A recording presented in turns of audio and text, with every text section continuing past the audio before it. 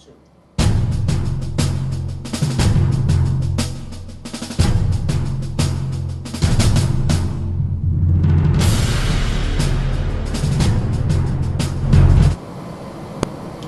Hello there, very special good evening to you and welcome to Mr. Chairman.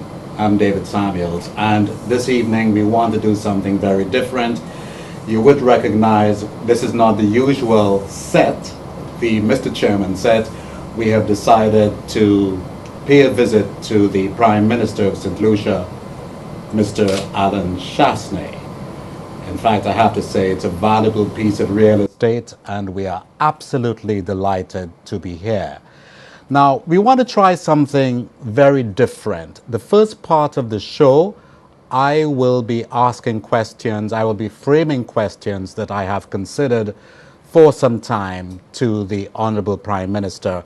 And the second part of the show, I have asked many of our viewers to contact us via social media, and they have actually put questions to the Prime Minister, which I will be reading out to him, and I am sure he will make an effort to respond to those questions.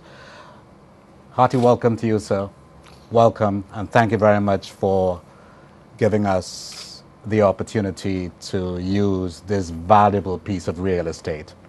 Well, thank you very much for being here. It's great to have you. I'm honored.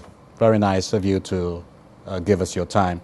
You've been Prime Minister for 8 months. What would you categorize as, I know it's a very short time, what would you categorize as some of your achievements?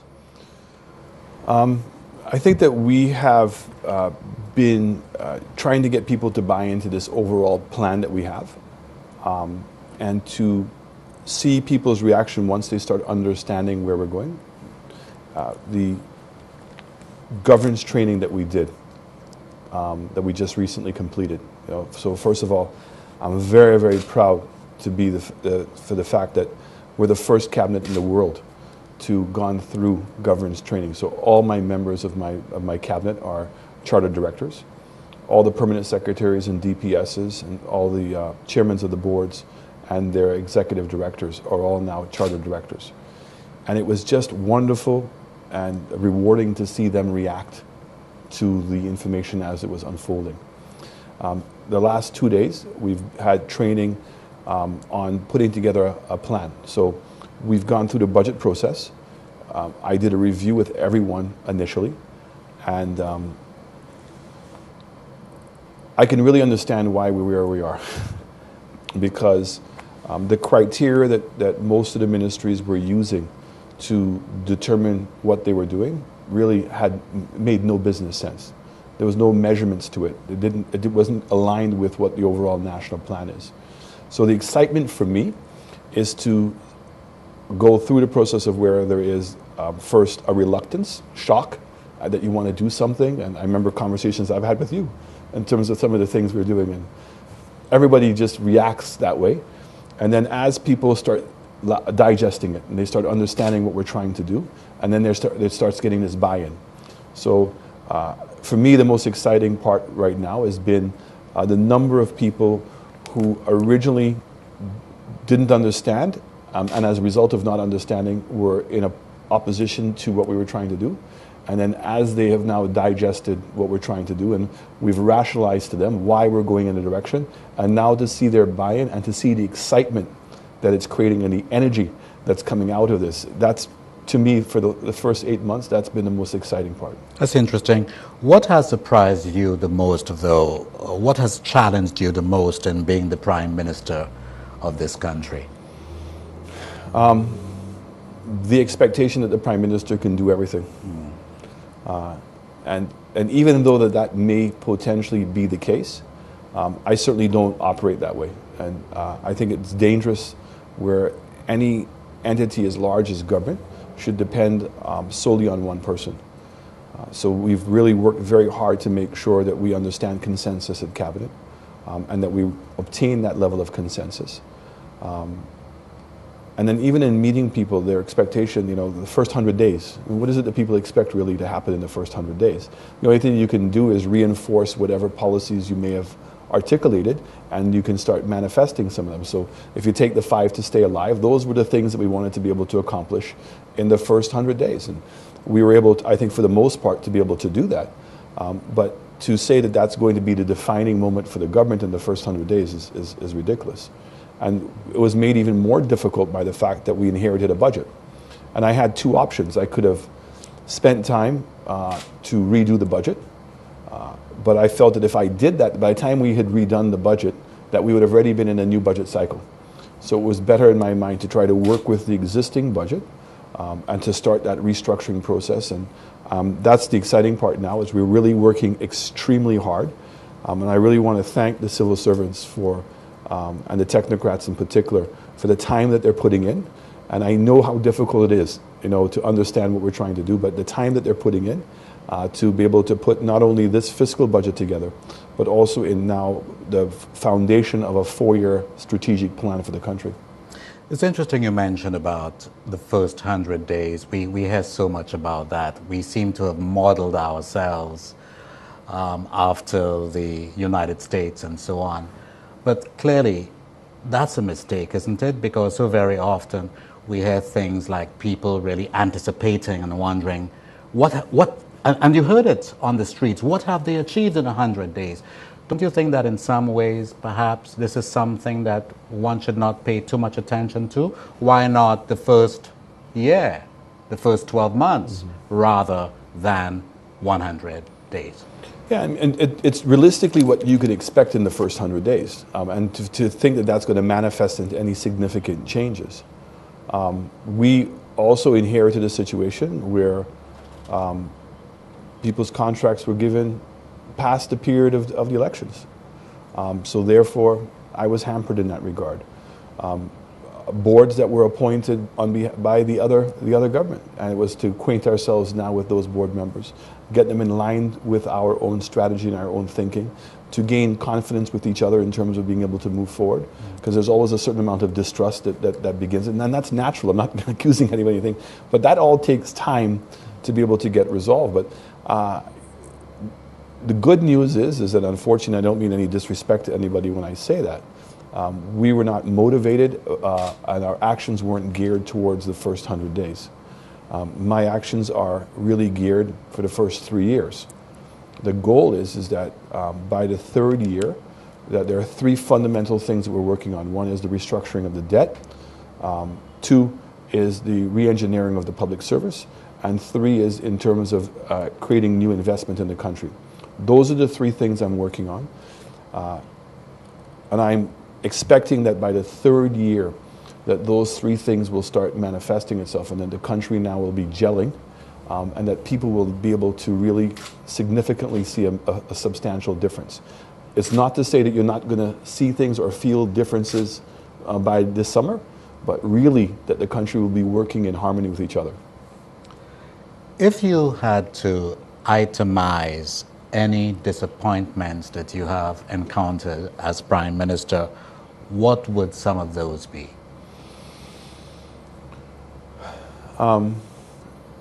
It's very difficult for me to say, and I'll tell you why. Because I expected resistance, and so I'm not disappointed in that regard. I think that maybe that there are people who have been appointed by the previous administration. Some of them have understood that there is a change, and therefore they cannot hold on to the previous policies, and they can't be defiant. Some of them were really incredible surprises in that, understood that there was a change in government, and now knew that they were working for this administration. And so therefore they could not hold on to the old policies. Yes. So if my disappointment was anywhere, is in some of the people that I work with and I continue to work with, that their defiance in that regard. And it's made life unnecessarily difficult. I would say to you the other one, again, not overly surprised, but disappointed, is with regards to the number of leaks of information and the impact that it's intended to try to cause, without understanding the impact that it's having on the credibility of the government, not the United Workers' Party, but the government itself, and suggest that there is need for reform, that the civil service is meant to be independent and autonomous. It's the workers for the people of St. Lucia, and they are supposed to be impartial. And when you have these level of leaks, it creates this distrust, which is unnecessary. So I have to say to you that I have done my best, and I will continue to do my best, not to overreact to that. I mean, look what's going on in the United States of America. I was just about to go there. Look what's going on in Britain, Yes. okay, in France. This is commonplace. Not to say that we accept it any more easily than that, but this is not unusual.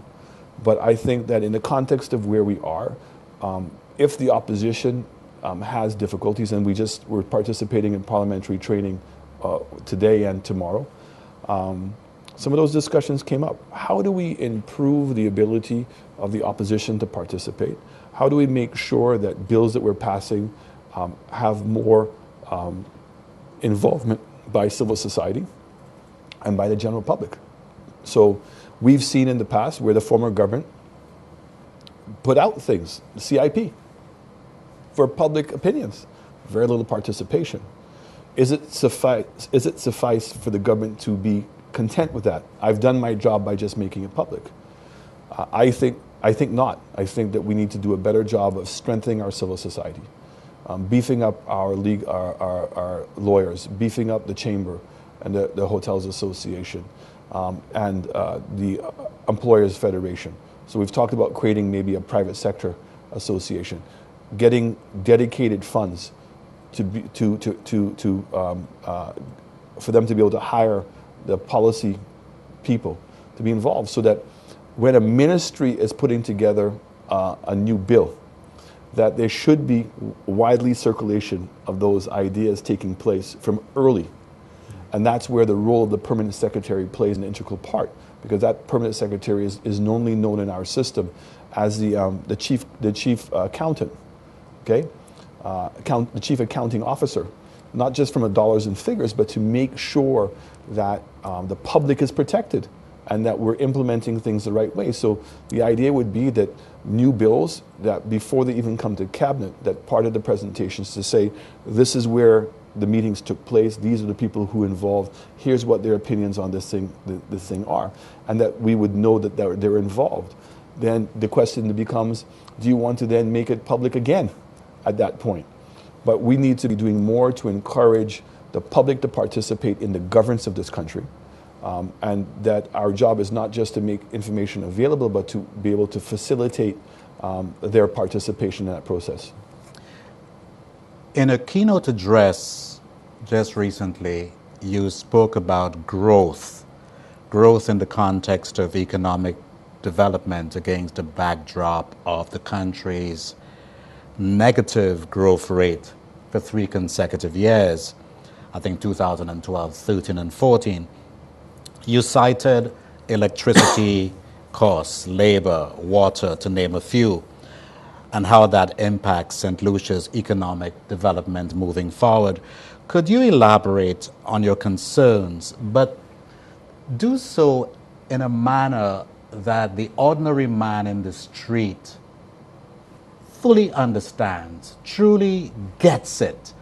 Because one of the things that I have discovered about the dissemination of information, by the time it reaches the ordinary man, and it's filtered through not just the lenses of your government, but the opposition and detractors, the character of whatever it is you are trying to say or you're trying to disseminate gets sort of muddied. Let's take it in the context of a farmer growing bananas. There is the input cost of fertilizer.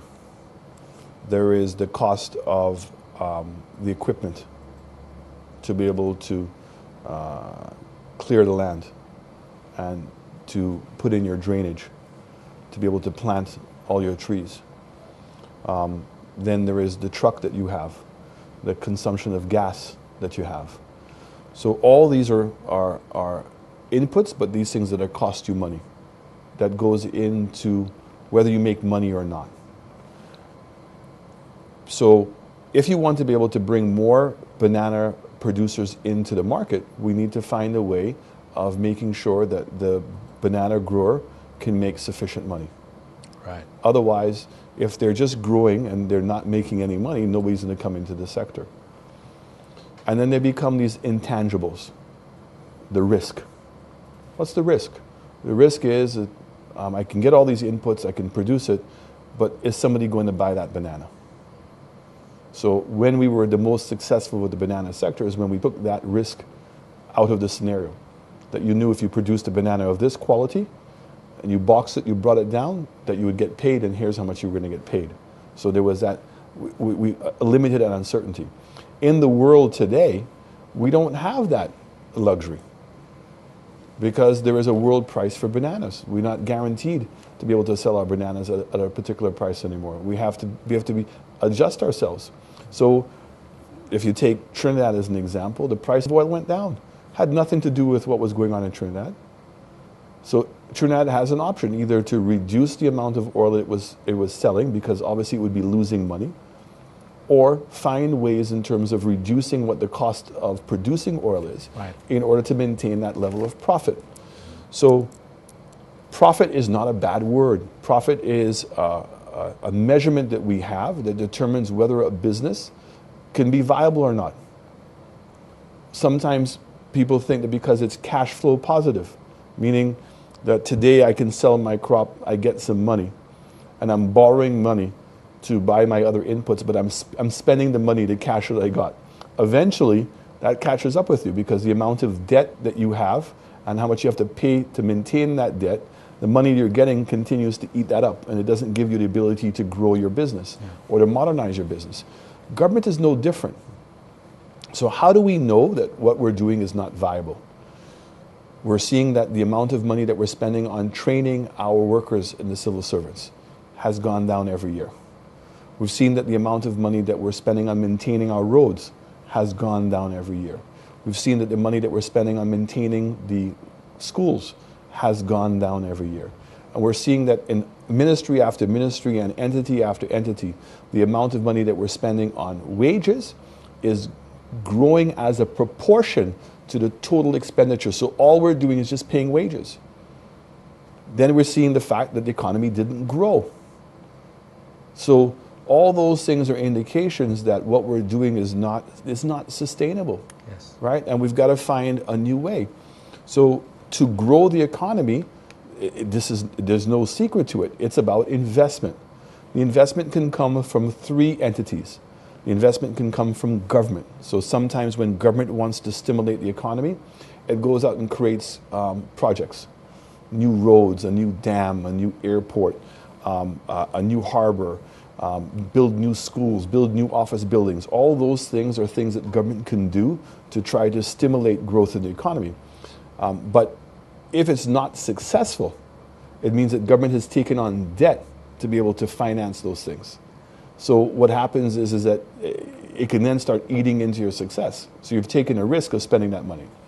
You can get local investors, private sector investors, to give them incentives to build buildings, give them incentives that makes their business more profitable, and therefore then they feel like, okay, I can invest more into my company, I can hire some more people, I can increase my manufacturing capacity. So that's something that can happen. And the third part is, I can get people from abroad to want to invest in my country, either by building office buildings, by building hotels, by doing IT centers, all those things. So given the amount of growth that we need, so we're saying that we need to grow by at least 7% per year for the next 5 or 6 years to be able to have an opportunity of getting out of the malaise that we're in right now. Where's that investment going to come from? So if government takes on the investment by itself, as I said to you, it comes at the expense of increasing your debt. Our debt to GDP is already at 85%. As high as that? Correct. 85%. Right. And we're spending $180 million a year. So right now we spend $450 million on salaries, $88 million on pension, and $180 million on debt. So you're talking we're close to $800 million in expenditure, and we only have $1 billion budget. So we have $200 million left now to finance any additional debt that we want, to do the road constructions, fix up the things that we have to do, healthcare, all those things. We have 2 new hospitals coming on. It's expected that that's going to increase our expenditure by another $80 million. So there is not a lot of opportunity for government to get into what we call direct investment, meaning that government finances the investment itself. So the alternative way is this term, and I'm sure St. Lucians have heard of it, it's called PPPs, public sector, private sector partnerships. So the government say, okay, I have this land that's dormant. Okay, I'm willing to assign the land to you either through a lease or a peppercorn price to be able to develop it, or I can put the land in as in the form of equity into an investment. The private sector person now goes out and brings the expertise and borrows the money. So that means that that's debt that's being taken on by that business and not by government. But government is taking an asset that is had that is unproductive and making it more viable for somebody to come in, so they don't have to put the money out to buy the land. I may give them additional incentives, because that in giving them additional incentives, what am I doing? I'm foregoing existing revenue. So that becomes my form of investment, but it means I'm making those investments without having to take on more debt. If we have to get a desalination plant, there are businesses that will come, buy the desal plant, operate the desal plant, and sell us the water. So that's the other alternative that we have. So we're looking at now, how do we create as many PPPs as we possibly can?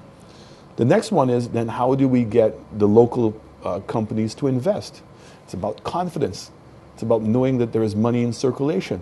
So creating jobs is an important part of it. And then lowering some of the taxes, because right now people are at the point where Tax burden. they're tax burden, but also that tax is having a negative impact on the consumption ability of the country.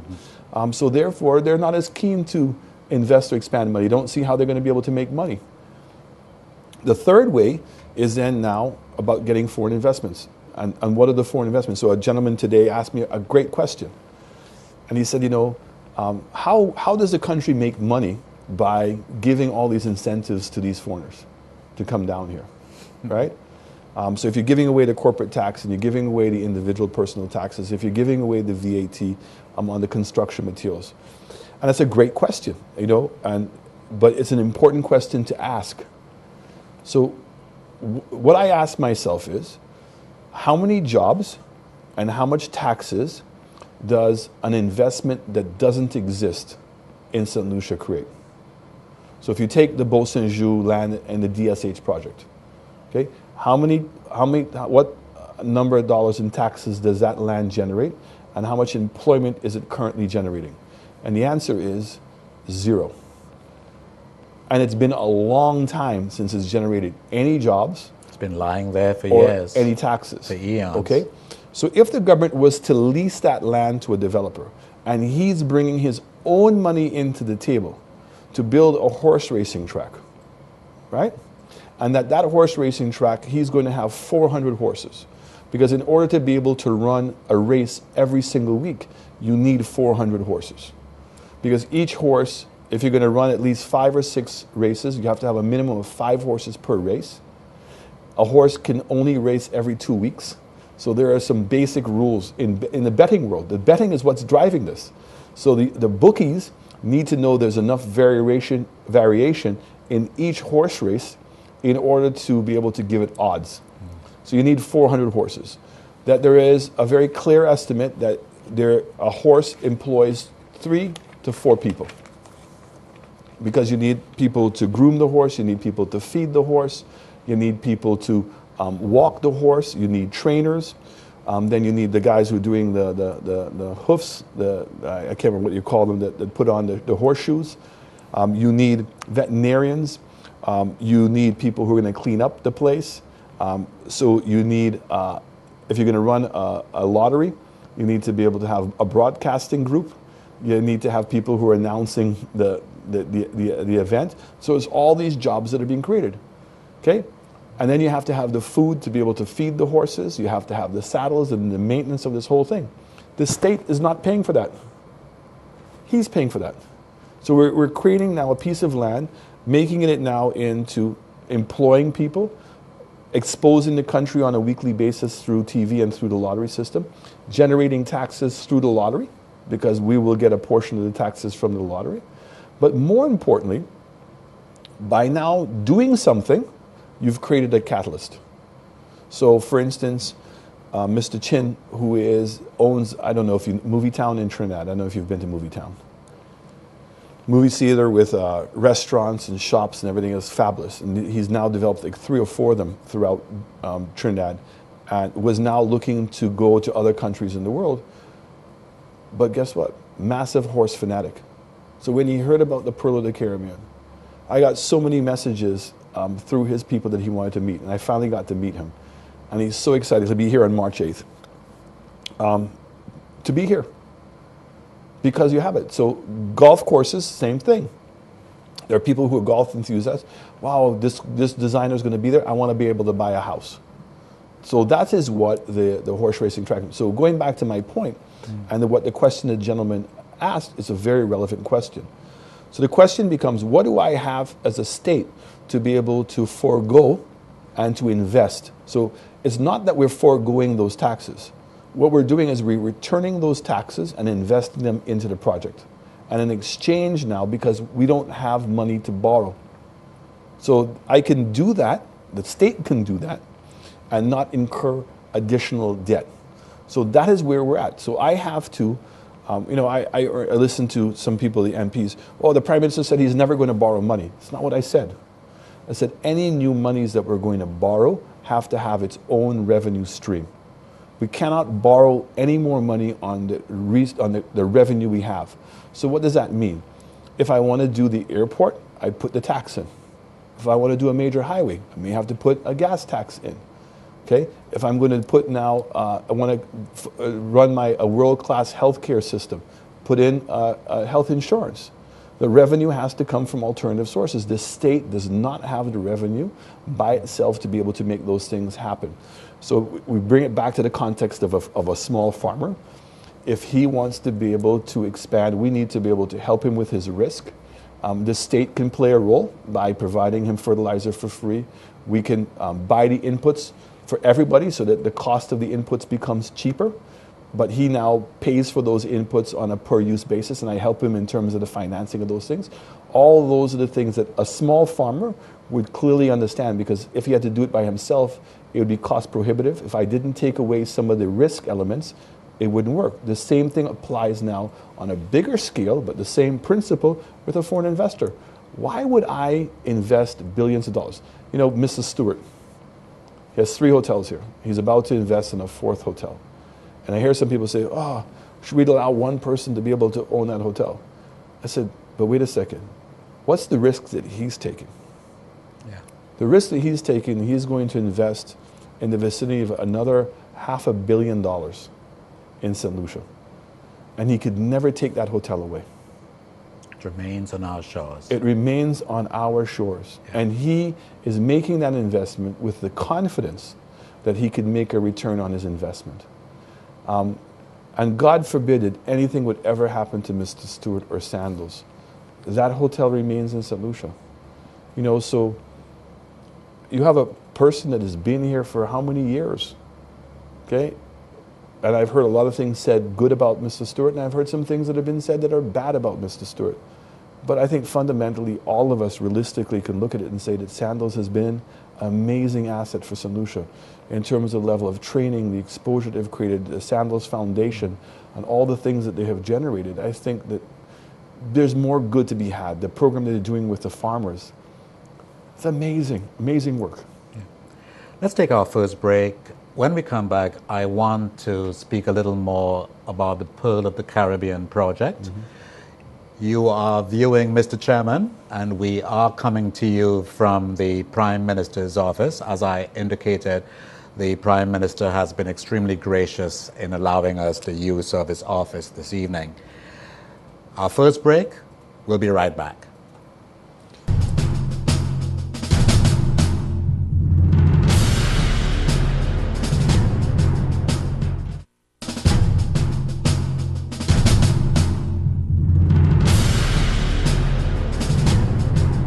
Hello, welcome back. I'm David Samuels, Mr. Chairman, and we are not on the usual set, the Calabash set this evening.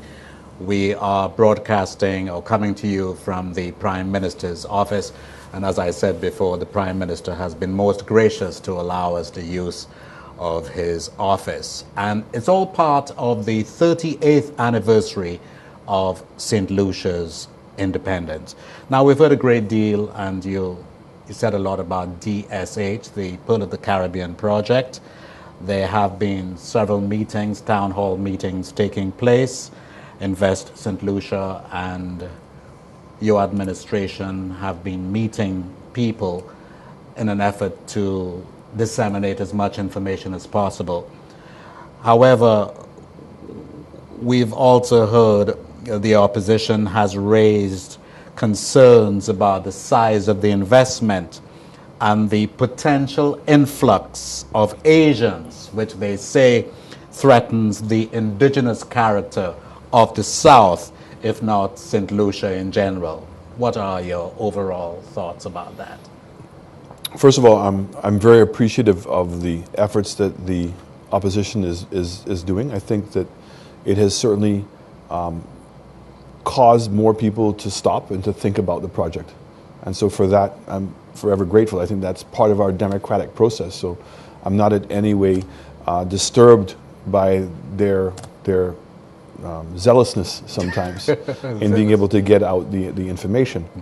What I find a little disheartening is or disingenuous is the fact that they were actively part of this project. I mean, I thought it would have been better for them to say, hey, this is a project we considered. Some of the things that are trying to be said are just outright lies. So the lands that are being leased, are specified in the framework agreement. Horse racing track, and when the project was going to be including the mangrove, it was for a museum that was going to be in the mangrove. I think I've explained, hopefully, sufficiently for the viewers, why the government would lease the land for the horse racing track. The remaining amount of lands are to be sold between $60,000 to $90,000 US an acre. It is not true that Sandy Beach is being leased. The area by Sandy Beach was included for lands for the developer to create a master plan. So the master plan includes not only where he wants to invest, but potential opportunities for other people to invest. So I'm a firm believer that I like to see what's the bigger plan that we have, and then how does it all fit together. And that's what the developer is doing. I mean, that's his forte, right? He's recognized as one of the best architects in Malaysia, if not in Asia. What's interesting, and hopefully the person will make themselves known in public soon, a person who has friends and family in Malaysia who did their own research on Mr. Teo and found out that he is the most revered, and more importantly, that he is one of the most ecological and green sensitive architects in Asia. That's his reputation. I mean, here's a gentleman who graduated from Harvard University. He put together the government city for Malaysia. He was involved in a lot of developments in Singapore. He's the one who designed the Palm Island. And also when he was there, and that's how he fell in love with horses, he was the guy who put together the Medan racehorse in Dubai. I mean, and it's just an amazing work of art that he put together. That includes a hotel, that includes conference facilities, as well as the racehorse. And that's where he fell in love with racehorses. So the DSH project is a multifunctional project, which includes investments from Mr. Teo and other investors. Then there's this idea of Chinese. I mean, you were being kind in saying Asian. Let's be specific where they've said Chinese. We have been in discussions with construction companies from China. Mr. Aking is looking at the possibility of using Chinese construction companies for his development, but not phase one. Phase one, which is the race course, is being done through local contractors. There will also be opportunities for both local, regional, and international contractors to participate in the bigger project. We, right now, do not officially, or we don't have what we call normalized relationship with China. And I have to say that I'm very grateful to the Chinese government for allowing the Chinese construction companies to even consider doing work in St. Lucia. And so while those projects are not on a government-to-government basis, they are allowed now, have been given permission to be able to do work for private sector investors. They have also expressed an interest in doing public sector projects. But the monies will be on commercial terms, and we will not benefit from any grants or any other incentives from the Chinese government, okay, because we don't have a normalized relationship with them. We are in discussions with other countries. We're in discussions with Taiwan. We're in discussions with Europe. We're in discussions with the British. We're in discussions with the Mexicans in terms of how we can get now funds. So the ideal model that we're looking for our public sector program is to find some grant monies and concessionary loan rates in exchange for revenue streams. So the airport tax could potentially be a gas tax or some other taxes that give what we call a dedicated revenue stream to those entities in the payback. So the involvement of China is not one that's confirmed. That is in negotiation. Mr. Aking and his group will be here in St. Lucia around March 8th to present phase 2 of the project. My understanding is that they're going to be bringing now their investors and also going to be bringing the contractors that are going to be participating in this project. I have had the opportunity of getting a preliminary view 2 weeks ago when I was in England of where they're going, and I have to say to you that I am extremely excited by what I saw, and it is going to completely change St. Lucia. It's going to, more importantly, completely change the south end of the island. We have had here in the past Chinese construction companies for a couple of projects, and those were in the early days when China was starting, and 100% of the employment came through China. We've just saw in Bahamas where I think it was down to 60%. We've seen other projects where it's down as much as 50%. It all depends on the project that's being done. But similarly, if we're going to do deals with other countries and they're going to lend us money and give us grant, there's that conditionality. So if we're dealing with the Chinese company, that would be something on a private loan. Mr. Teo would have to negotiate with us in terms of the concessions that we would have to be able to give in order for the Chinese company to come here. So I just wanted to make that difference. Just because he is Chinese, and he really is Malaysian Chinese, that there is this constant going around that, boy, we're going to be invaded by Chinese or anything else. But right now, Chinese investors have been coming to St. Lucia and have been going to other parts of the Caribbean for a very long time. As you mentioned, mainland China, something occurred to me. As you know, we have diplomatic relations with Taiwan. Correct. Does that in any way impact somewhat negatively on your links with mainland China and the government there, possibly? Well, that's what I'm saying to you. That's why I wanted to say thank you to the government of mainland China for, I don't know if they did it specifically for St. Lucia, but it was an announcement that they made a couple of weeks ago that they would allow certain companies to be able to enter into contracts with countries that did not recognize the One China policy. You know, and that's very interesting, you know, with regards to the One China policy. The former government in Taiwan accepted the One China policy, but agreed on a differential. The new president of Taiwan was elected on a mandate that they felt that they were too close, that they were moving too close to China. And we're waiting for her to be able to define what that new position is going to be. But right now, that our relationship is with Taiwan. But at the same time, I went to China. I didn't meet with any government officials when I was there. I went there and I met with Mr. Teo King and his investors. I was very impressed with what I saw in China. I did meet two construction companies while I was over there, China Harbor and also China Construction Company, because those were the entities that Mr. King was in discussions with. So I'm glad that it's worked out, that we can entertain the thought of the possibility of getting them in here, because if he thinks that he can get better financing through them, then it's to the benefit of St. Lucia. Former Prime Minister Anthony has berated you publicly for not seeking to discuss the proposed investment with him. He's made it abundantly clear that he's not interested in any talks with you and your administration. What would you like to say to him this evening? You know, when I first became the political leader of the United Workers' Party, I remember wanting to meet with the then Prime Minister to just basically discuss how we were going to work with each other.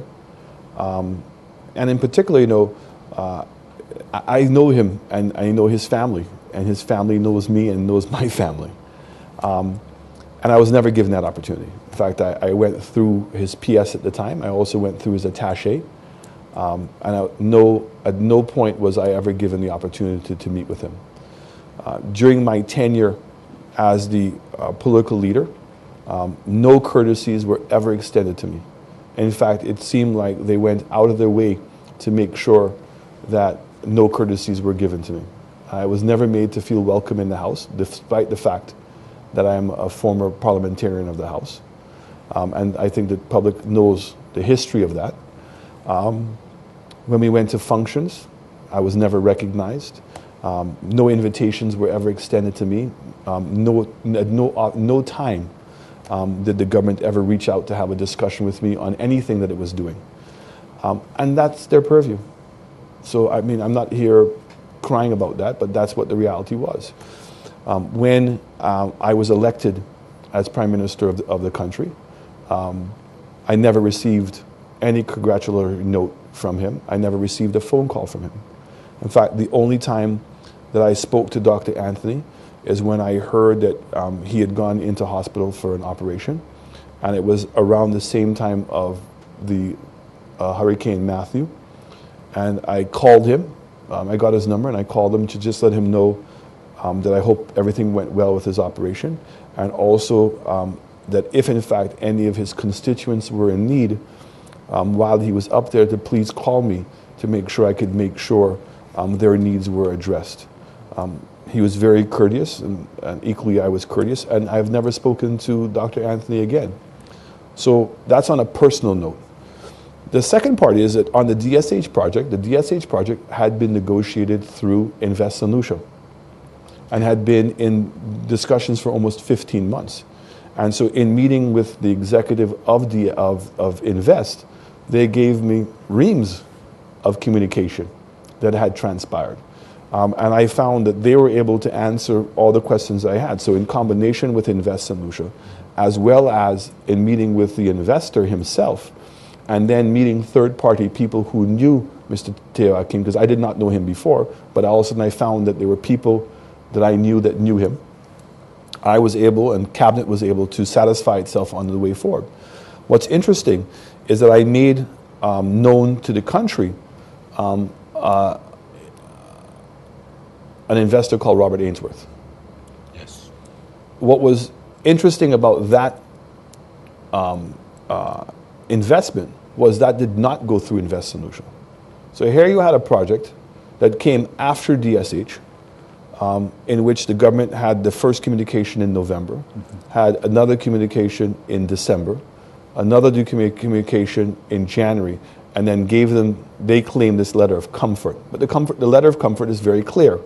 If in fact the investor satisfied two conditions: one, that he was able to proceed in purchasing the Trumasse project, and two, was able to acquire lands for another project, and that the manufacturing facility that he wanted to set up, that it met FDA or equivalent standards, that here's what the country guy was going to benefit from. Now, you can't go below that. That's what you said to the investor. If you're going to come to St. Lucia and invest, and these are the things you're going to do, this is what government's going to do. And it wasn't just signed by Dr. Anthony. In it, it said... Cabinet. By cabinet. Yeah. And so it means that all the cabinet ministers sat around the table and discussed this project and deliberately agreed to give them the level of incentives that they did. And the level of incentives are far in excess of what DSH was offered. And the coup de grace on it was that after I thought that they had given them away everything, they also gave the gentleman the rights to mine the lands. And the lands included Louvette, Trumasse, Pralet, Halahal, and then 1,000 acres of land in the south for the manufacturing plant. And I did it not to ridicule the government, but to show the level of hypocrisy. That here you are expressing your concern with this investment with DSH because it's 600 acres. That how can you give one man all that land? Well, 600 acres is not even 1,000 acres in the south. Far less all the other lands that come from, that they got from the private sector. So there was no need to dialogue with Dr. Anthony. But I have to say to you that on occasion, when something has come up that I question something, I call up the leader of the opposition. And the leader of the opposition is Philip J. Pierre. And so I've had the opportunity to dialogue with him several times. Sometimes we have dialogues on a confidential basis. That anything that we say to each other is without prejudice. And then there are times when we speak on a more formal basis. But I can tell you that I've had more interaction with Philip when I've now been Prime Minister than that opportunity was ever given to me. And you know, this is where the excuse comes in, that I wasn't the leader of the opposition simply because I was not in the House. Okay, so if the Labour Party had a similar situation, I would extend courtesies to both because I understand what the leader of a political party is. So I thought it was a very sad statement, a very disingenuous statement that the former Prime Minister made. But unfortunately, we've now seen, as through history, whether it be Greinberg, whether it be Rochamel, whether it be so many other things, the Jufali situation, that he is subject to, unfortunately, lying about these situations. What does your gut instinct tell you? What do you think is really going on here? Because clearly the opposition party has politicized the project and people are turning out at their political meetings. And there's a lot of rhetoric. But what does your gut instinct tell you? What is really going on here? Because it has confused a lot of people. I believe in democracy. So I want to give everybody the benefit of the doubt. So if people are genuinely concerned, I think it's our responsibility to be able to answer those concerns. This is a big project. Okay? There is a risk involved in the project.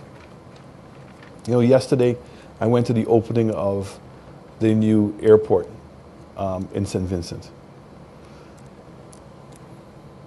That here is St. Vincent, who have no hotels, has an airport with what do you call them, jetways.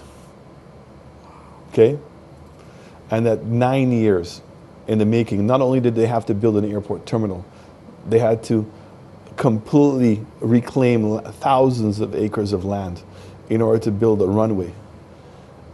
And 9 years we've been trying to build an airport terminal. And we've not been able to do it, right? And I think that there was one speech in which, I'll never forget it. It said, the same stones that were used to throw at us are now in the pavement of the runway. And the bricks that were used against us are now in the buildings that stand.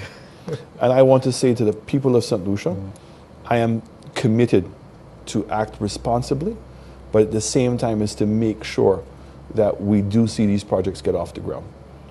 What is the issue with CIP and passports? MP Hillier, the Castries South man, was saying that he had heard that as many as 9,000 passports are being negotiated on behalf of DSH. Can you throw any light on that whatsoever? Well, first I'm hearing of that. It was made on the market steps a few days ago. Well, I mean, I hate having to say that, but I've become accustomed to this kind of allegations by the Honorable Ernest Hillier.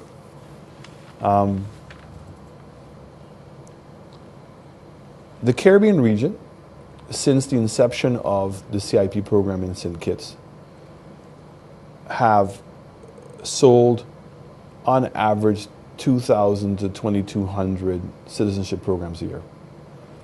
It was expected that when Dominica and Antigua and Grenada got into it, that number would have grown, because one would have thought there would be more marketing and more activity. But in fact, that has not. And so in fact, the same 2,200 is now just being distributed over the same countries. So one year, one person does 1,000 or 1,005, and another one does 300, 400. That's how it's been going. So 9,000 is a huge number to be able to go out and sell. I mean, it would really make DSH an unbelievable stimulus. Now, they're the ones who drafted the regulations, and they're the ones who passed the act. So in their program, there was three mechanisms available to people to become citizens. One was what we call through a donation. So that amount was $200,000. A person can just give $200,000. That money now goes into an economic fund, of which no regulations were passed. So all we did, they named it, but there's no regulation. So there's nothing guiding how that money can be spent. The second opportunity is a person can invest in a project at a minimum of $300,000. So you go to a private sector investment, you get shares in that business, or you buy a piece of real estate, and that of $300,000. The government gets $50,000, the developer gets $300,000. Okay? The third opportunity was that a person could buy a bond for $500,000. And so the government would get the bond interest-free and then repay the bond in 5 years' time. The problem was that there was a commission on the sale of that bond. So the person paid $500,000, but government only got around $440,000 or $420,000. So what we've done is we've changed the bond now where they have to pay an administrative fee of $50,000. We've left the investment exactly the way it was. And what we did is we lowered the rate for the donation.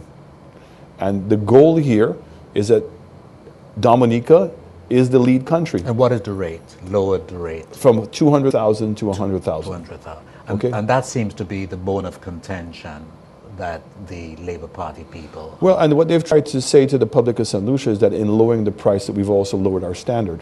We've not. Yes. That seems to be their concern. But is that a genuine concern, though?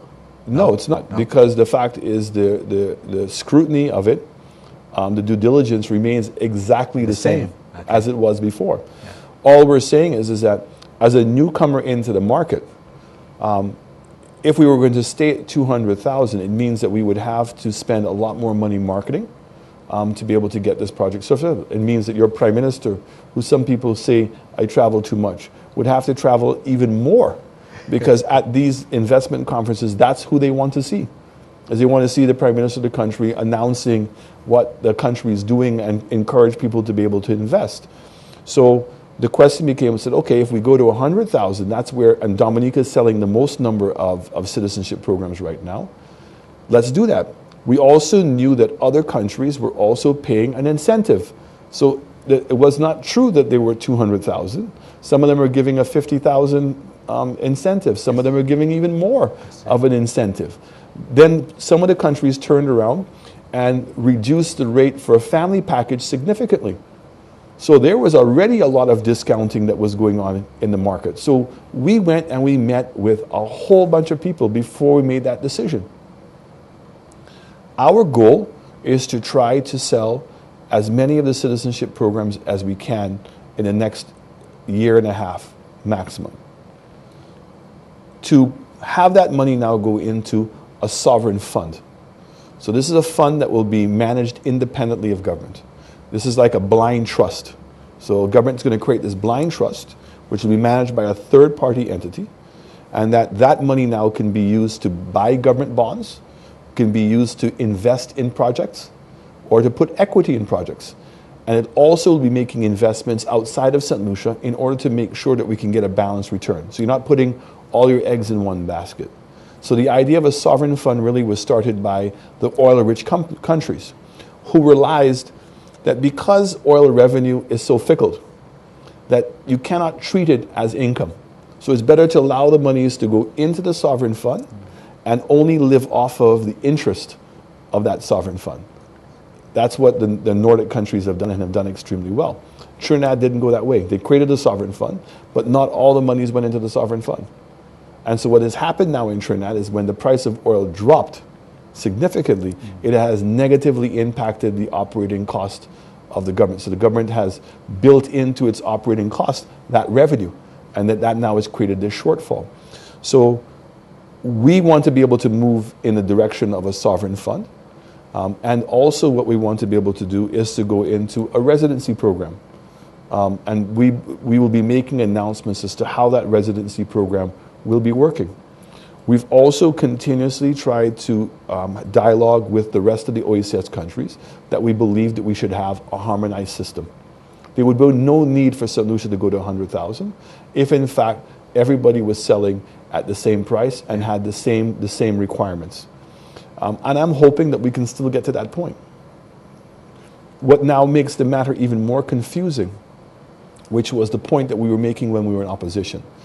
So I've heard people say, oh, the United Workers' Party was against the CIP program. It's not true. We've never come out and criticized the CIP program. In fact, I said, because the other islands already have a CIP, St. Lucia, in effect, has a CIP program. Yeah.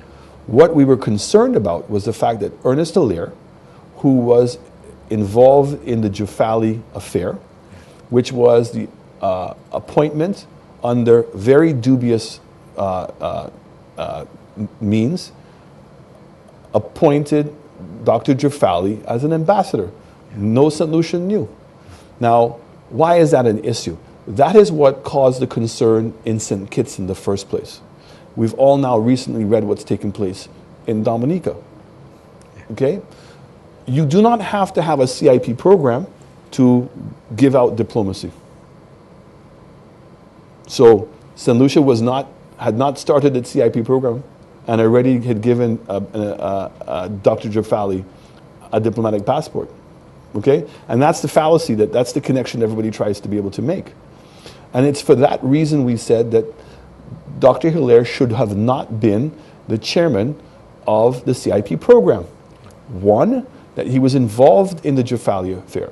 You don't want the issuance of diplomatic passports to be involved in your citizenship program. Yeah. The second point was that everybody knew that Ernest was going to be running in the next election. So you took a politician and put him in charge of it. And we kept on saying, why are you politicizing this? We support the program. We participated in the meetings that you had. You ran away from us because after we participated in creating the CIP Act, when it came to the regulations, we all heard the announcement of the regulations in Morocco, in Monte Carlo. Not even here in St. Lucia. And it was never fully explained to anyone. So we have concerns with the CIP. We want to make sure that we are not jeopardizing the security of St. Lucia. We don't want to jeopardize the security of some of our more trusted supporters, the US, Canada, the UK, and Europe. So I say, our border is their border. The fact that you have a Schengen visa means that they're entrusting us. You know, even though we have to get a visa to go to Canada, it's relatively easy. Okay, people from the Caribbean are given better consideration to get a U.S. visa than other parts of the world. We can see what's already taking place in the States. So with that comes responsibility. And already they're nervous about the citizenship programs. And so we have to do everything that we can to allure their fares. And that's why we have to be able to create this overall separation between the citizens. But the U.S. uses their citizenship program for economic stimulus. One of the most successful CIP programs was Canada, who moved much quicker than the rest of the world when Hong Kong was going to go back to become part of China. So if you go to Vancouver today, you can see the amount of investment that's taking place, where a lot of those Chinese migrated to Vancouver and have made a huge economic impact in those countries. So I welcome the debate. I look at it as an opportunity for us to be able to explain things, to be able to move forward. I'm hoping that there will be some more sincerity on part of the opposition, and I also want to encourage solutions that if they do get the answer that they want, you can't just ignore it. You can't keep repeating the same thing even though it's been answered. So for instance, when it came to the Sandy Beach, there's nowhere in any agreement it says that we're going to lease Sandy Beach. Yeah. It very specifically says that the lease of the lands is going to be for the horse racing track. And also the lease was intended to be for the museum, which was supposed to be in the mangrove. Clearly, the agreement suggests and states that any private lands are going, or for development, are going to be sold at $60,000 to $90,000 an acre. The government is on record to saying that we want to see that Sandy Beach becomes a national park, and that we put all those public facilities on for the enjoyment of everyone, all St. Lucians, but truly, genuinely being able to enjoy that facility. And then when you see the development plans for phase 2, you'll clearly see how that is going to be delivered. Okay, let's take our second break, second and final break. I'm David Samuels, and I'm here with the Prime Minister of St. Lucia, live on Mr. Chairman. And we'll be back in a very short while. And this time, when we come back, we have made it possible for those of you in social media to be part of this discourse. And when we come back, we shall be concentrating on some of the questions that many of you have actually wanted me to ask the Prime Minister. So stay tuned. We'll be back for the final segment in a short while.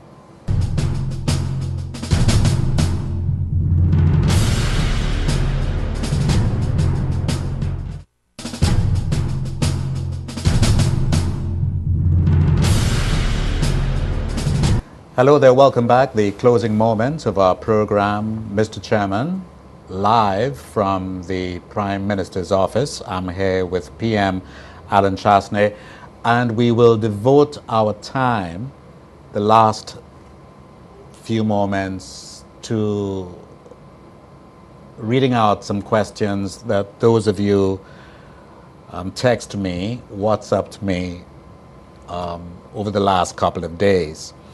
The first one, Mr. Prime Minister, and it's got sort of long-winded. In the age of independence, where thousands of citizens from infancy to elderly are unable to exercise full independence in their lives due to disability, successive governments have always promised to help the disabled community.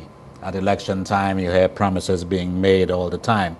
The National Council for Persons with Disabilities extended congratulations to you by way of a press release. And they have sought to have a meeting with you and are still awaiting some positive response from you.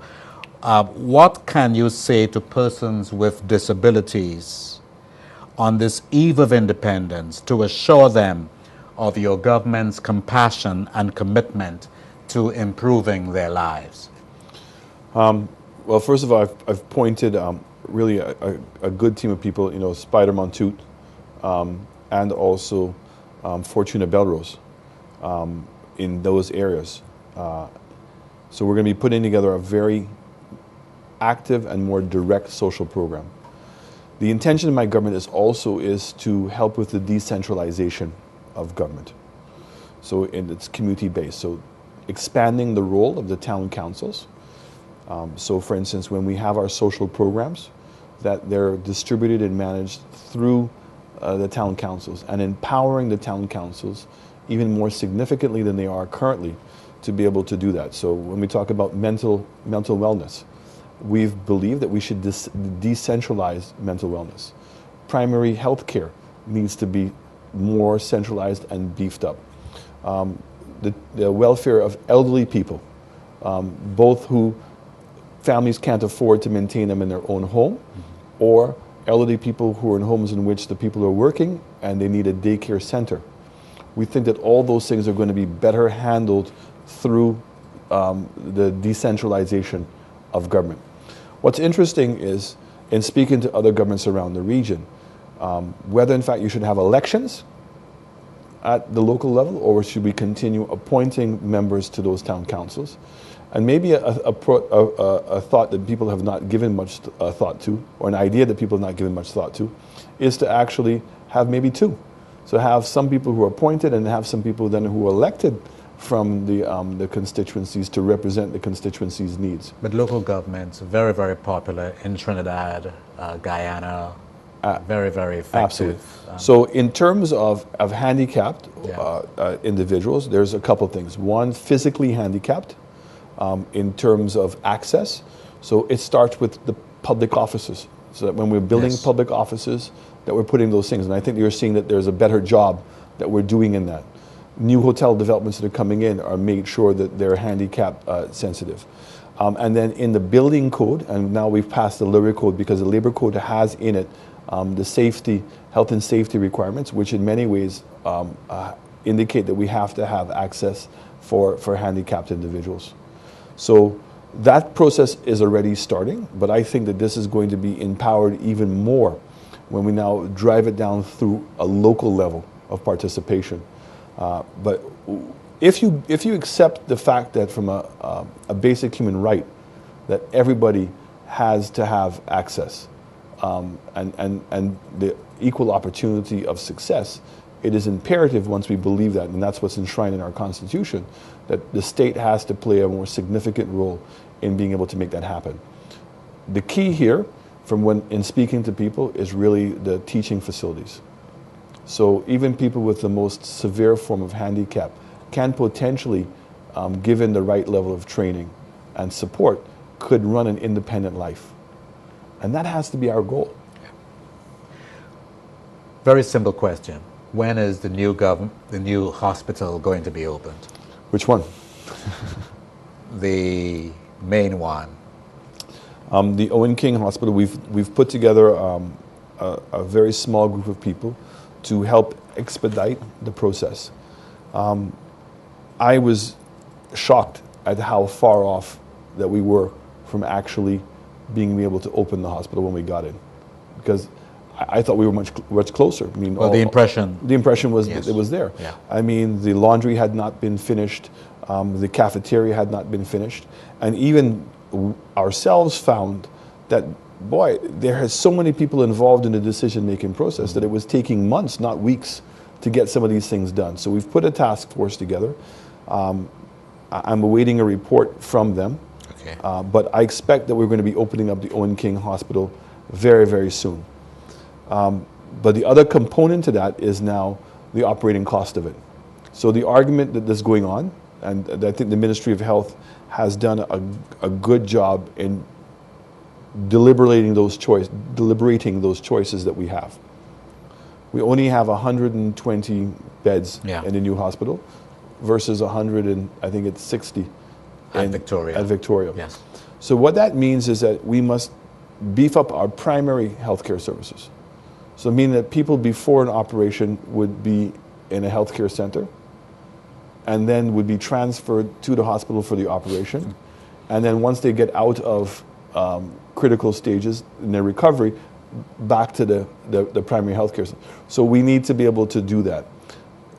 Also, as I said to you, it's estimated that the new hospitals will cost us in excess of $90 million to bring them into the system, right? So we are simultaneously now working on, one, finding a group to be able to manage the hospitals for us, because again, that was something that was started under the previous government. I support it. And the second component is the healthcare insurance in terms of how we're going to finance it. So I would say to you at this point, the hospital will open up prior to us actually having finalized some of those issues. One, primary healthcare, and two, the healthcare insurance. And then we'll transition into those to the new policy with regards to healthcare. Any words of comfort for those in the South as far as St. Jude's Hospital is concerned? I've been very careful not to cause too many announcements to be made on St. Jude's. Okay. Other than the fact that we have been conducted a technical audit. And I want to make it very, very clear, not a forensic audit. So we did not go into St. Jude's suspecting any foul play. We just simply went in to figure out. That was not the intent? No. Okay. We wanted to find out where we were and how much longer was it going to take to be able to open the hospital, because you didn't have to be a genius to go there and see that. So how much longer is it going to take? Another year? 2? Can you say approximately? I can't say. You can't. And I deliberately don't want to say anything, simply that when I come to the general public, I want to be able to say, okay, here's what our findings are. If in fact anything that was done illegally or with any malice, this is how that's going to be determined. And we have to make sure that that's not a political witch hunt. So there, in our Constitution, the audit department is the one that plays the role in making that determination. So now that the technical report has brought up certain issues, I'm looking forward to meeting with the director of the audit to find out how do we proceed with regards to that side of it in terms of accountability. I would like to have a meeting with the consultants now that we've got the technical report. So give the consultants an opportunity to say, okay, we agree with this, we disagree with this, and here's how we're going to remedy the problem. Because the government, the former government, went out of its way to hire a professional management company to manage this process. So the technical report shows a lot of shortcomings in what was being done, but I don't want to throw anybody under the bus. Okay. So we're going to get that technical report. If in fact we don't have any immediate solution, I want to be able to come to the state at the appropriate time to the citizens of this country and say, here's what we've inherited, here's what the problem is, we've consulted with the consultants, these are what our overall findings are, and here's when we're going to be able to open up the hospital. I think it's fair to say to St. Lucians that we are extremely mindful of two things. One, we cannot maintain the hospital in the premise of the stadium. That must stop. And that has to stop in the shortest time possible. That if in fact the St. Jude's has difficulties and there are correction items that we must make, we're going to downsize the expectation to be able to allow the facility to move into partially to St. Jude's as quickly as humanly possible. So that is our main objective at this point. I suspect that very shortly, certainly within the next 2 weeks, that we'll be able to make an official pronouncement as to what we're going to do. But I want to come to the people of St. Lucia not with a complaint or the typical politicization of these things, but with real answers, because this is something that affects all of us. And I come from a constituency in the South, and I know how my constituents in Micoud South and in the other constituencies in the South are being impacted by what's taking place at St. Jude. Somebody wanted to ask about the water situation in VA4 in view of the DSH project, the Pearl of the Caribbean project. What plans does your government have to do something about a dam in VA4 perhaps? So there's always been on the plans to do a dam. A dam is not something that can happen overnight. There's EIAs, there's all kinds of things that have to be done to be able to get a dam up and running. We are expanding some of the major intakes down there, which is a CDB-funded program that's already been approved. But certainly, if we were going to go in and move on a fast track, the simplest solution is to put a desalinization plant. This is a proven technology around the world, and it's the quicker. We can have a desal plant up and operating within 3 months. And the great thing is that it can produce water supply on a year-round basis. So, this is the area you're looking at, a desal plant. It would be a desal plant, continuing to expand the intake valves, and then looking at a longer-term solution, which would be potentially a dam. Okay. Another question. Prime ministers before you have both said words to the effect, crime is everyone's business. They both called for bipartisan approaches, but left office without doing so. Is a bipartisan approach or a collective approach to crime reduction on the cards? The reduction in crime is definitely on the cards. It's left to the opposition as to how much they want to be able to participate in that, but we will certainly create the opportunity for them to participate fully in whatever we're going to do. It's my government's belief that that crime is as a result of poor social programs and ineffective social programs. So younger girls below the age of consent having children and then continuing to have children afterwards, clearly without the economic means to be able to raise those children. We've now see in some cases we're in the third generation of that problem.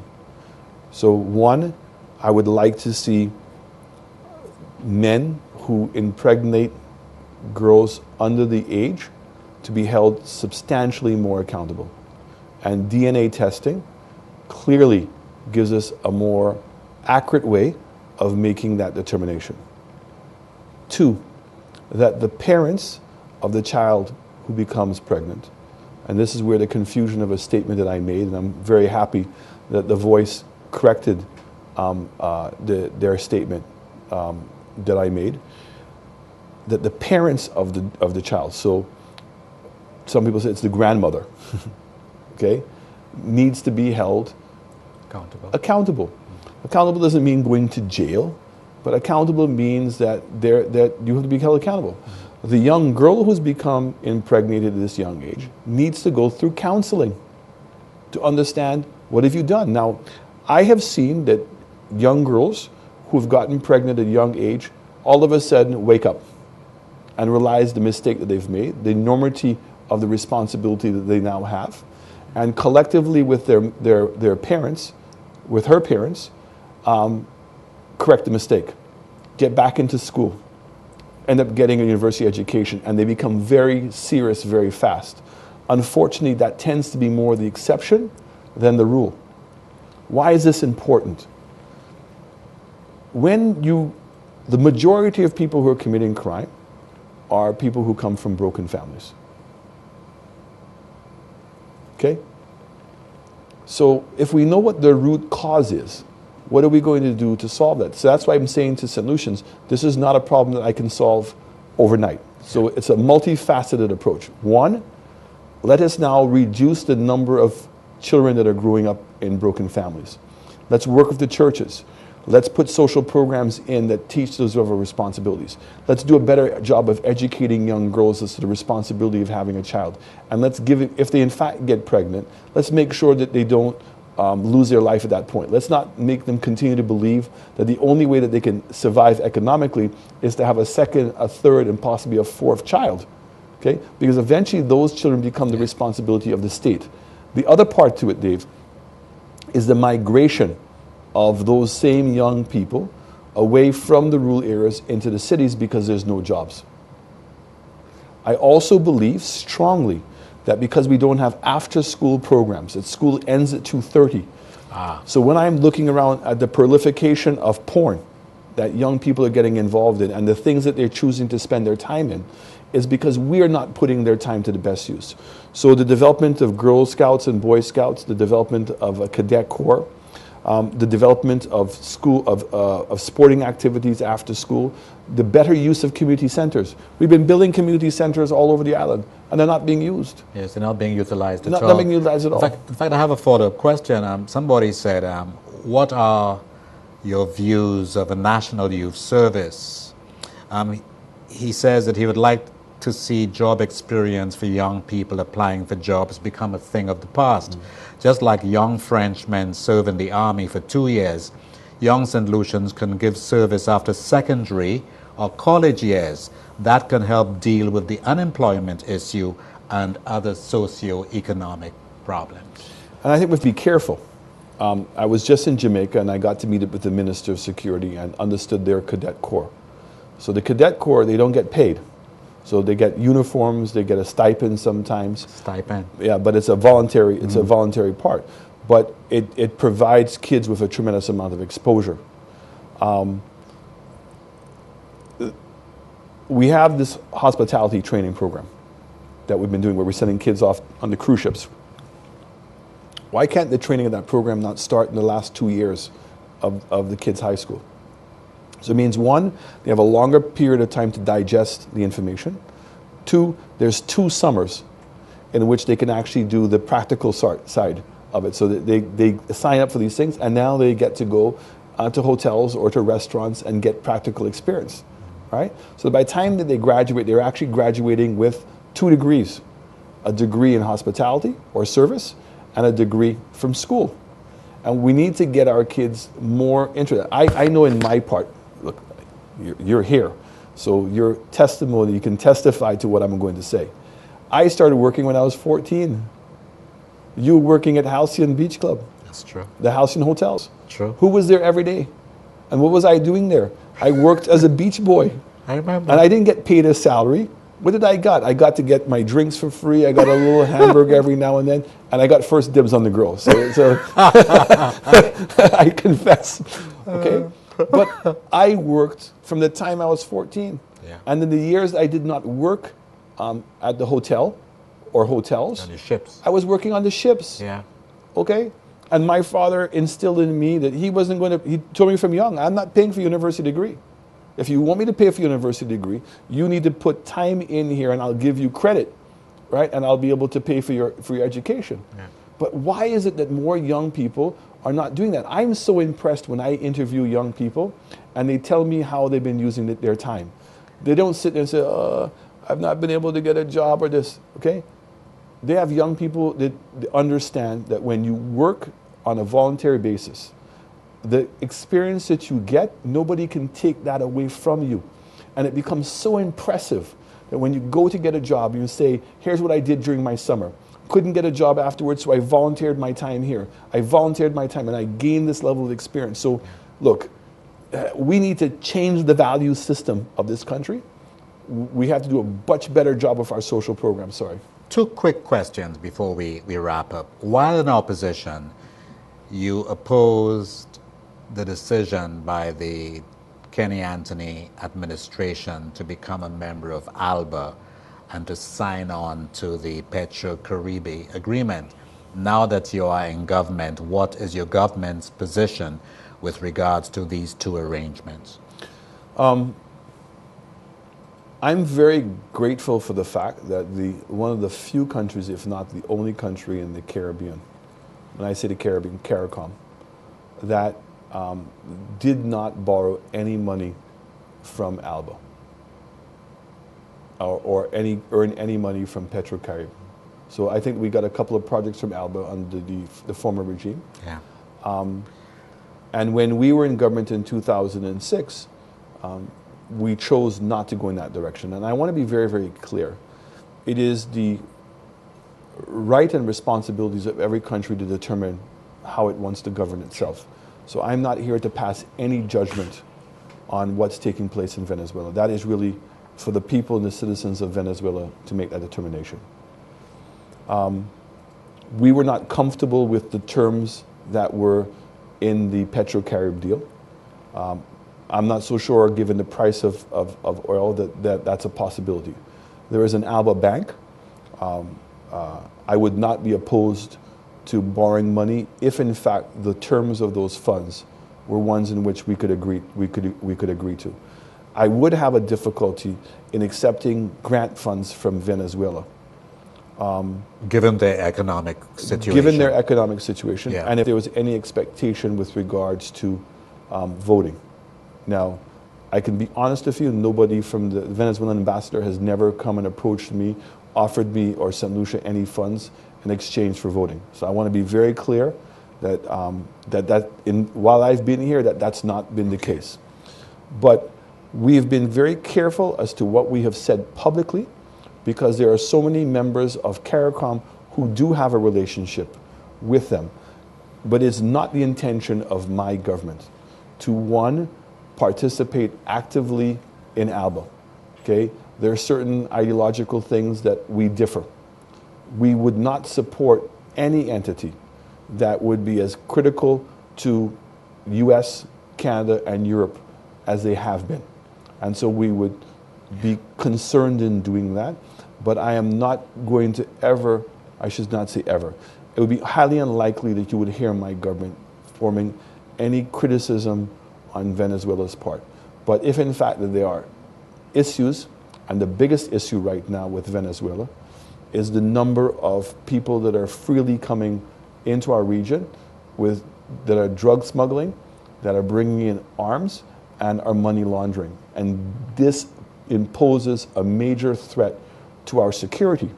And I've asked my ambassador in the US, who is Anton Edmonds, to be able to deliver that message. I think there needs to be a dialogue on how we're going to curtail the amount of illegal drugs, trafficking, money trafficking, and also arms that are clearly coming from Venezuela, originating out of Venezuela. That is what we have to curtail, and I will be having a meeting with the ambassador here, the Venezuelan ambassador, to see what we can do to that. But from an ideological perspective, we are passing no comments. We're not active members of ALBA. I don't go to the meetings. In fact, we have an ALBA ambassador. We'll be terminating that position, but I don't want it in any way that we're in any rancor with anyone. Yeah. Somebody wanted to find out about the recommendation of the Constitutional Review Commission. Is it going to be implemented by your administration, seeing how one can say that the former administration threw cold water on that? I want to be careful. We inherited an attorney general. And once we were able to, I don't want to say negotiate, reconcile with Kim St. Rose, we agreed now that she would have a new role, which should be a special legal advisor to the Prime Minister, specifically with the task of constitutional review. And I felt that she would be very good at that position. You know, she spent 5 years in the cabinet of the government, the opposition, and she spent a little time with us. And I think hopefully that in the period of time that she spent with me, that she saw that I was not trying to be political. I'm truly a vested interest in seeing us do the right thing. Yeah. So we've given her that mandate. What's good, and we were having the parliamentary discussions today, and there was a very good comparison with the House of Lords versus the House of Commons.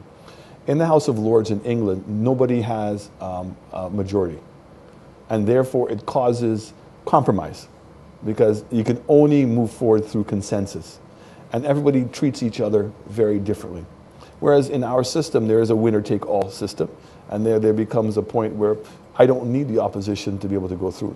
The one thing that we do need the opposition in is constitutional reform, because we don't have the three-thirds majority to do that. Now, the former government, the two-thirds, the former government had won 16-1, then won 14-3, with a prime minister who was a constitutional lawyer. How much reform took place?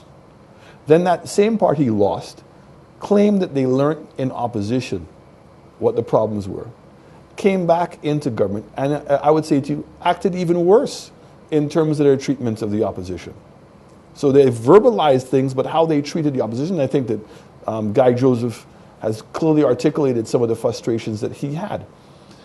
I'm not going to use that as an excuse, okay? And I will work with my party to make sure that we can try to get as much constitutional change as we can, and it's going to have to be on a consensus basis.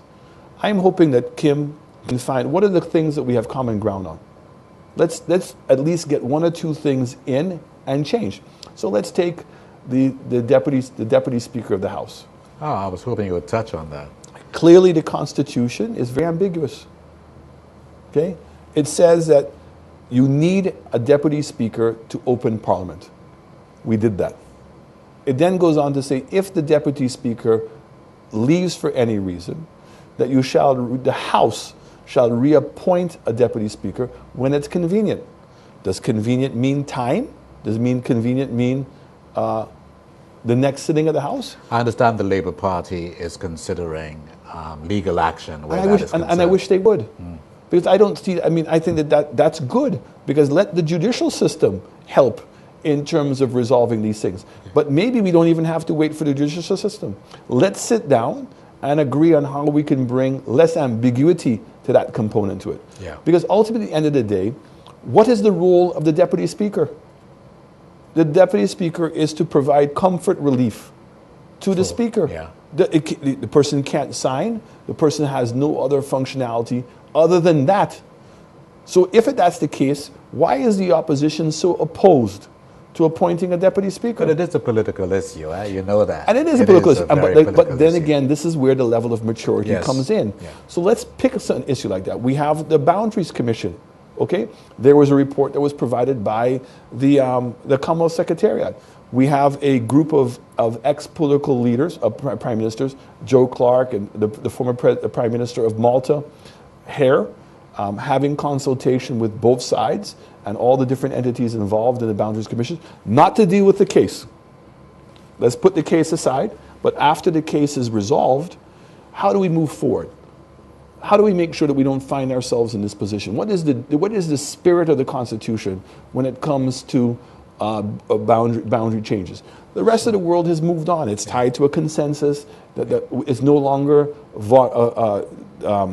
at the discretion of the government as to whether you're going to make the document public or not, and that the people who are actually going to make the recommendations are professionals, not politicians. Yeah. So I'm hopeful. We will do everything that we can on our part to make sure that we do have constitutional reform.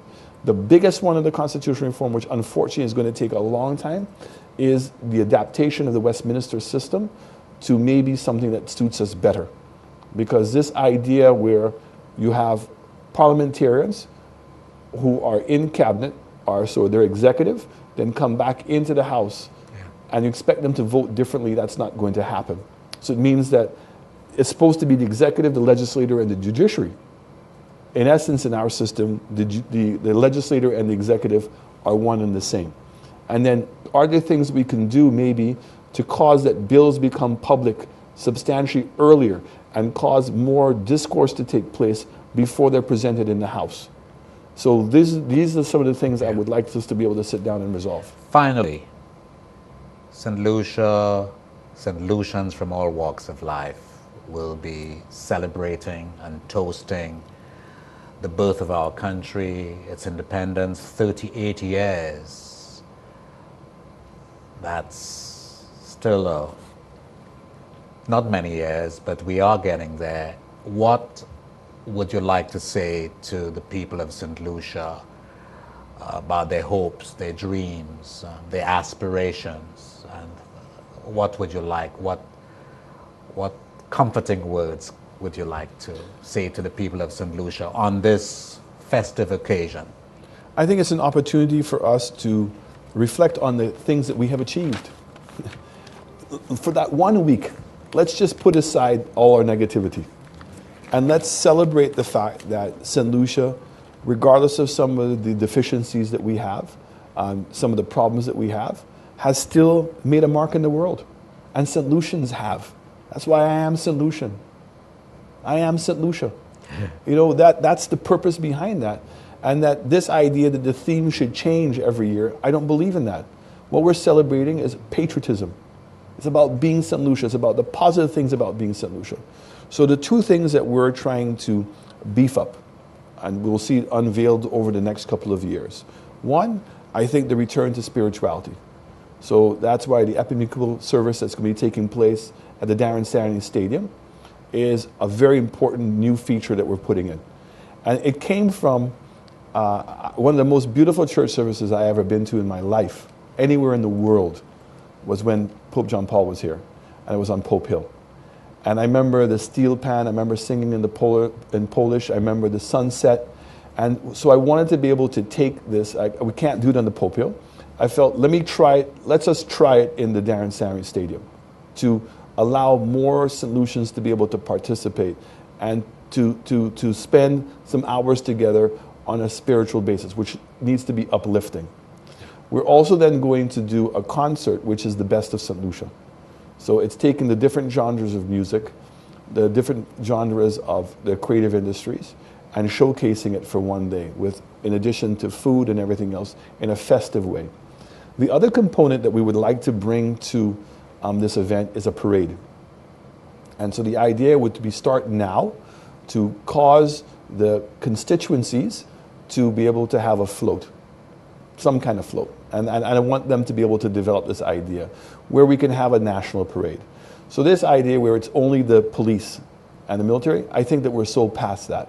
I think we need to be able to showcase the talents of St. Lucians and to celebrate the excellence of St. Lucians. And there's so many things for us to be celebrating about. The best honeymoon destination, 2 Nobel Prize winners, some of the world-class investments that we have in this country, some of the athletes that again, with very little resources are competing against the best in the world, and they're holding their own.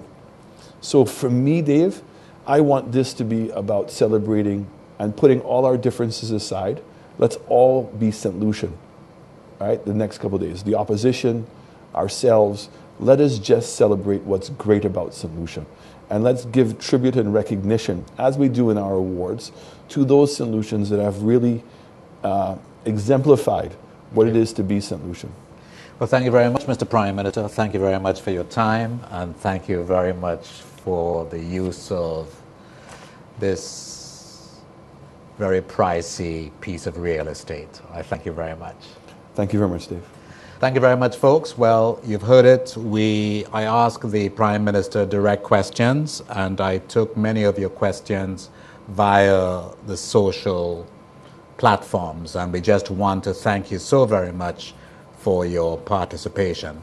This program will be rebroadcast on Sunday at the same time, 8:30, and on Independence morning. So if you, for some reason or the other, you tuned in late, you can listen in or view in on Sunday, followed by Wednesday, the 22nd of February, Independence 38.